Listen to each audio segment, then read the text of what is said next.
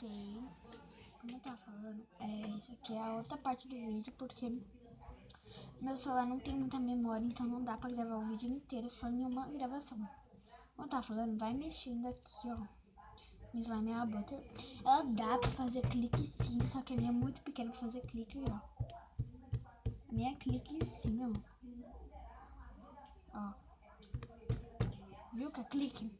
Eu fiz muito pouco, aí fica pesadinho, ó. Tá aqui, não tá? Eu vou fazer um clique. Viu? Vocês dá pra ouvir na câmera, mas fez barulho assim. Eu vou lá secar minha mão. Só vou tirar isso aqui da minha mão. Rapidinho. Tirar isso aqui da minha mão. Eu vou lá secar minha mão. Já. Gente, voltei. Já sequei minha mão.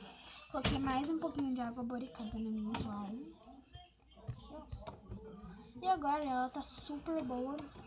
Vou dar uma misturinha, misturadinha, porque eu acabei de colocar água boricada, né? Neste exato momento.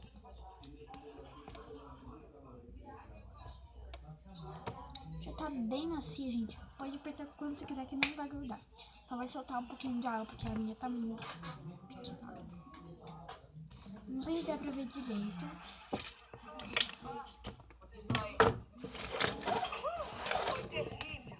Eu tive que recuperar tudo que a gangue da limonada vendeu. Estou fazendo junto. Olha, se você deixar ela assim, ela vai simplesmente espalhar. Então, olha. Pelo dinheiro que ele tá pagando, vale a pena. Que foi, menina? Que foi? Gente, desculpa a minha irmã aqui.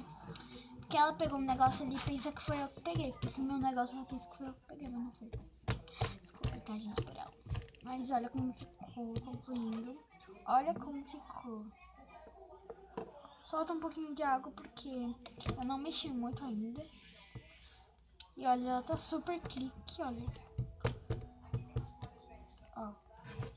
Não sei se dá pra ver que está clique, mas tá bem clique, ó.